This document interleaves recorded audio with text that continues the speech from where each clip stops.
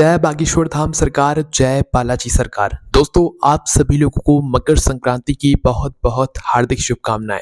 दोस्तों, आप सभी लोग जानते हैं कि मकर संक्रांति के दिन किसी भी तरह का दान पुण्य का जो फल है वो हमें बहुत ही बड़ा होकर मिलता है, क्योंकि दोस्तों मकर संक्रांति के दिन जो सूर्य होते हैं वो मकर राशि में प्रवेश करते हैं। जिस तरीके से दोस्तों इस दिन दान पुण्य की विशेष महत्वता बताई गई है, उसी तरीके से दोस्तों इस दिन एक 14 दीपदान भी किए जाते हैं। मतलब 14 दीपक 14 ऐसी जगहों पर जलाए जाते हैं जिन दीपकों को जलाने से आपके जीवन में सुख समृद्धि आती है, आपकी किस्मत चमकती है, आपका भाग्य चमकता है। तो आखिर वो 14 जनवरी के दिन, मकर संक्रांति के दिन वो 14 दीपदान कहाँ कहाँ किए जाते हैं, 14 दीपक कहाँ जलाए जाते हैं, जिससे कि हमें पुण्य की प्राप्ति होती है, हमारे जीवन में खुशियां आती हैं, हमें सभी चीज़ों की यहाँ पर प्राप्ति होती है। आइए जानते हैं कि 14 दीपदान आपको कैसे, कब और कहाँ करना है।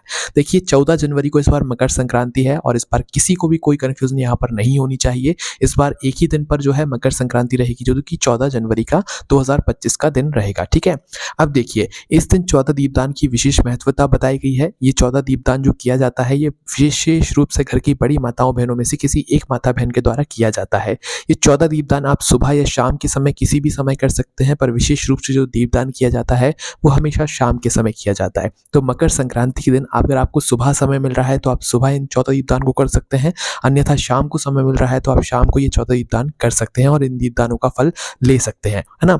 तो दोस्तों, ये 14 दीपदान करने के नियम क्या है वो सबसे पहले हम लोग जान लेते हैं। तो देखो, अगर हमें 14 दीपदान कर रहे हैं, 14 दीपक जलाने हैं, तो सबसे पहले हमें 14 दीपक तैयार करने पड़ेंगे। और ये 14 दीपक होंगे किस चीज़ के वो भी हम जानेंगे। सबसे पहले ये जान लेते हैं कि भाई ये 14 दीपक हमें तैयार कैसे करने हैं और किस चीज़ के लेने हैं। तो देखो, यहाँ पर दीपक तो दो तरीके के होते हैं, एक तो मिट्टी का और एक आटे का, जिन्हें आप मतलब बाहर की जगहों पर रख सकते हो। तो भाई जो आप इसमें दीपक लोगे, अगर वो आपके पास मिट्टी के नए दीपक हैं तो आप 14 नए मिट्टी के दीपक ले लेना। अगर नहीं है नए दीपक, पुराने दीपकों का यहाँ पर आपको इस्तेमाल नहीं करना है।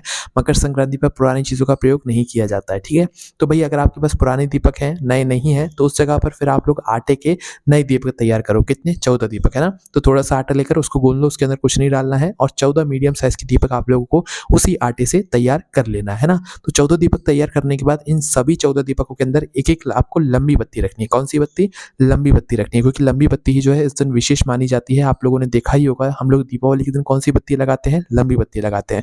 इसी तरीके से मकर संक्रांति के दिन भी दीपदान करते समय आपको लंबी बत्ती का ही यहाँ पर प्रयोग करना है। ठीक है, इसके बाद में दोस्तों, जो आप लोग बत्ती बनाओगे वो रुई से ही बनाओगे, रुई के अलावा किसी और चीज़ से आप लोग इस दिन बत्ती नहीं बनाओगे, है ना।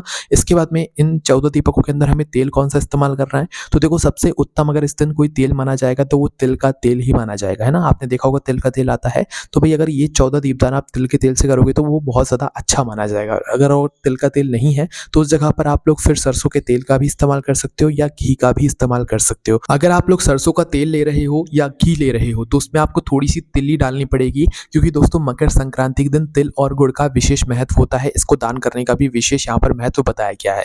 इसलिए इन 14 दीपकों के अंदर आप लोगों को तिल्ली जरूर डालनी पड़ेगी, अगर आप लोग तिल्ली का तेल नहीं ले रहे हो। और अगर तिल्ली का तेल आप लोगों ने लिया हुआ है तो फिर आपको तिल्ली डालने की जरूरत नहीं है। अगर आप लोगों ने सरसों का तेल डाला हुआ है या घी डाला हुआ है तो थोड़ी थोड़ी सी हर एक दीपक के अंदर आप लोगों को तिल्ली डाल देनी है। तो ये 14 दीपक जो है वो आप अपनी किसी एक बड़ी सी पूजन की थाली में या बड़ी सी थाली में जमा कर रख लेना, क्योंकि इन 14 दीपकों को आप एक साथ तो कहीं पर लेकर जा नहीं सकते, है ना, इस वजह से। अब आप लोग करना क्या है, जैसे ही आपके ये 14 दीपक तैयार हो जाते हैं, आप सुबह के समय इन दीपकों को जलाने जा रहे हो, दीपदान कर रहे हो, या शाम के समय जलाने के लिए जा रहे हो, सबसे पहले आपको इन 14 दीपकों को लेकर अपने ही घर के पूजा घर में, मंदिर में लेकर पहुंच जाना है। सुबह जा रहे हो या शाम को जा रहे हो, आप अपने घर के मंदिर में पूजन जरूर करते हो। ठीक है, तो सुबह या शाम जब भी एक समय, जब भी आप लोग ये 14 दीपदान का दान मकर संक्रांति के दिन कर रहे हो, तो सबसे पहले अपने घर के पूजा घर में आकर अपने घर के भगवानों की पूजन आप लोगों को करना है। ठीक है, दीपक को जला लेना आप लोग। वैसे दोस्तों, ये 14 दीपक जो हमें जलाने हैं ये 14 अलग अलग जगहों पर जलाने हैं। अगर आप एक साथ सभी दीपक जला लोगे तो भाई फिर आप लोगों को वहां तक ले जाने में दिक्कत परेशानी होगी। इसलिए पहले आप लोग पूरी बातें सुन लो कि कहाँ कहाँ पर आप लोगों को ये 14 दीपक जलाना है, फिर आप अपने हिसाब से जो है इन दीपकों को वहां पर जाकर जला लेना। ठीक है, बाकी आपकी मर्जी है, आपको घर में जितने दीपक रखने हैं पहले आप उतने जला सकते हैं, बाद में फिर जहां जहां पर आपको दीपक रखना है वहां पर जाकर अपने दीपकों को जला सकते हैं। ठीक है, तो देखिए, सबसे पहले अपने 1-2 दीपक तो अपने 14 दीपकों में से जला ही लेना अपने घर के पूजा घर में बैठकर। बाकी के दीपक जहाँ जहाँ आपको इन दीपकों को रखना है वहाँ पर जाकर जला लीजिएगा, है ना। तो देखिए सबसे पहले आप लोगों को अपने घर के भगवानों की पूजन कर देनी है। पूजन करने के बाद आप जो है आपको अपने इन 14 दीपदान को दान करना शुरू करता है। अब 14 दीपकों को आपको कहाँ कहाँ जलाना है, कौन कौन सी जगह जलाना है, वो हम लोग जानते हैं। देखो 14 दीपकों में से सबसे पहली जो जगह होगी इस दीपदान को करने की, पहले दीपदान को करने की, वो होगी आपके घर का ही मंदिर, आपके घर का पूजा घर। तो मकर संक्रांति के दिन आपको पहला दीपक अपने ही घर के मंदिर में, पूजा घर में जलाकर रख देना है, वो भी अपने घर के भगवानों के लिए, लड्डू गोपाल के लिए, शिव जी के लिए, सभी भगवानों के लिए एक जो दीपक है पहले नंबर का, वो आपको अपने घर के पूजा घर में रख देना है, ठीक है। इसके बाद में जो आपका 14 दीपकों में से दूसरा दीपक रखाओगे आप लोग, वो लेकर जाओगे सीधा अपने घर के रसोई घर में। तो दूसरे नंबर का जो दीपक है, जो कि 14 दीपदान आप लोग कर रहे हो मकर संक्रांति के दिन, इसमें आप दूसरे नंबर का दीपक अपने घर के रसोई घर में अन्नपूर्णा माता के लिए आप लोग रखोगे, ठीक है। इसके बाद में जो तीसरे नंबर का दीपक होगा, ये आप लोग रखोगे अपने पितरों के लिए, मतलब कि अपने पूर्वजों के लिए, जो कि आप लोग अपने ही घर के रसोई घर में पीने के पानी वाले स्थान पर रख सकते हो। पर ये जो दीपक रखोगे इसका ध्यान रखना कि इसकी बत्ती का मुख दक्षिण दिशा की तरफ ही होना चाहिए, तभी ये दीपक पितरों के लिए लगेगा। तो तीसरा दीपक पितरों के लिए हो जाएगा। उसके बाद में चौथा जो दीपक है ये आप लोग लेकर आओगे अपने घर की तुलसी मैया के लिए। तो चौथा दीपक जो है तुलसी के लिए आप लोग लगा दोगे। उसके बाद में जो पांचवा दीपक होगा दोस्तों, ये पांचवा दीपक आप लोगों को अपने ही घर की दहलीज पर, मतलब कि मेन गेट पर एक दीपक रख देना है 5वें नंबर का, है ना। उसके बाद में जो 6वें नंबर का दीपक होगा, ये आप लोगों को लेकर जाना है किसी भी पवित्र नदी पर। आपके घर के आसपास जो भी नदी हो, पवित्र नदी हो, घाट हो, वहां पर जाकर आप लोगों को 6वें नंबर का जो दीपक है उसको जलाकर आना है। नदी के अंदर नहीं डालना है, आपको वहीं पर घाट पर जलाकर आना है। और अगर किसी पवित्र नदी पर नहीं जा सकते इस दीपक को जलाने के लिए, तो अपने ही घर के अंदर एक बड़ी सी कोई थाली लेना, उसके अंदर पहले शुद्ध जल डालना, उसके अंदर थोड़ा सा गंगा जल डालना, फिर उस जल के बीचों बीच में आप अपना 6वें नंबर का दीपक किसी भी नदी का नाम लेकर, जो कि आपके घर के पास में हो, उस नदी का नाम लेकर या गंगा नदी का ही नाम लेकर आप लोग जो है इस दीपक को उस मतलब थाली के बीचों बीच में पानी के अंदर जला सकते हो, है ना। तो भी आपको वही फल मिलेगा। तो 6वें नंबर का दीपक आपको नदी के अंदर जलाना है, नदी के पास में जलाना है, घाट पर जलाना है। उसके बाद में दोस्तों जो 7वें नंबर का दीपक है, ये आपको जलाना है बेलपत्र के पेड़ के नीचे, जो कि बड़ा बेलपत्र का पेड़ हो, जो कि भगवान शिव जी का सबसे प्रिय वृक्ष होता है। उसके बाद में 8वें नंबर का जो दीपक है, ये आपको पीपल के पेड़ के नीचे जलाना है। इसके बाद में जो 9वें नंबर का दीपक है, ये आपको आंवले के पेड़ के नीचे जलाना है। इसके बाद में ये 10वें नंबर का जो दीपक है, ये आपको शमी के पेड़ के नीचे जलाना है, ठीक है। इस बात का आप लोगों को ध्यान रखना है ना।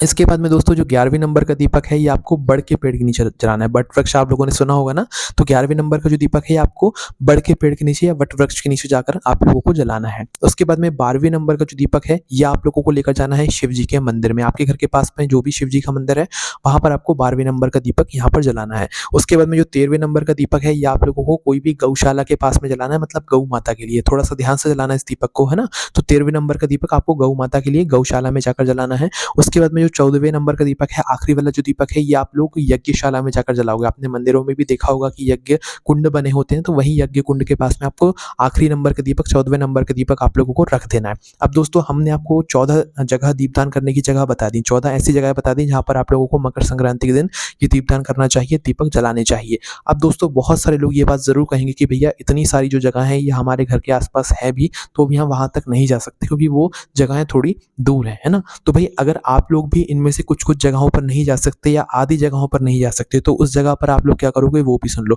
तो देखो अगर आपके घर के आसपास कोई चीज ना मिले, जो कि हमने आपको जितनी जगह बताई इनमें से, तो वो जो बचे हुए दीपक है वो आप अपने ही मन का भाव बनाकर अपने ही घर के अंदर रख सकते हो। मेन गेट के पास में, तुलसी के क्यारे के पास में आप लोग अपने वो जो बचे हुए दीपक हैं ऐसा भाव बनाकर रख सकते हो कि हाँ आप उसी जगह पर रखते हो। उदाहरण के लिए जैसे कि आप लोगों को पीपल का पेड़ नहीं मिला है, आपको वट वृक्ष नहीं मिला है, आपको गौशाला नहीं मिली है, आपको यज्ञशाला नहीं मिली है, तो आप क्या करना कि अपने ही घर के अंदर जो बचे हुए दीपक है, वैसे जो जगह आपको मिल रही है जहां तक जाकर आप लोग दीपक जला सकते हो, वहां तक जाकर दीपक तो जला कर आओ, इन दीपदान को करके आओ, है ना। बाकी जो दीपक बच जाते हैं, जो जो जगह आपको नहीं मिलती है, उनके नाम से आप अपने ही घर के अंदर ऐसा भाव बनाओ कि हाँ आप पीपल के पेड़ के नीचे दीपक जला रहे हो, आप गौशाला के अंदर दीपक जला रहे हो, आप शिव मंदिर में दीपक जला रहे हो, या आप यज्ञशाला में दीपक जला रहे हो। ऐसा भाव बनाकर अपने ही घर के अंदर तुलसी के पास में या तो अपने मेन गेट के पास में अंदर की साइड में ही आप लोगों को जो है ये दीपक लाइन से रख देने हैं, जो दीपक आपके बच जाते हैं या जो दीपक आप लोग जलाने के लिए ज्यादा दूर नहीं जा सकते हैं, ठीक है। तो 14 दीपक आप लोग इस तरीके से जला सकते हैं और इस तरीके से 14 दीपदान आप लोग मकर संक्रांति के दिन कर सकते हैं, आपको पूर्ण यहाँ पर फल मिलेगा, ठीक है। तो हमने आपको सारी तरीके बता दिए हैं कि आप मकर संक्रांति के दिन इन 14 दीपकों को कहाँ कहाँ जला सकते हैं, और नहीं भी है कुछ जगह है तो आप कैसे अपने ही घर के अंदर वैसा भाव बनाकर उन दीपकों को, बचे हुए दीपकों को लाइन से अपने ही घर के अंदर जमा कर रख सकते हैं, ठीक है। तो इस तरीके से आपको मकर संक्रांति के 14 दीपदान जरूर करने चाहिए, 14 दीपक जरूर जलाने चाहिए। आपको कोई भी परेशानी आती है आप उनसे कमेंट करके पूछ सकते हैं। जय बागेश्वर धाम सरकार, जय बालाजी सरकार।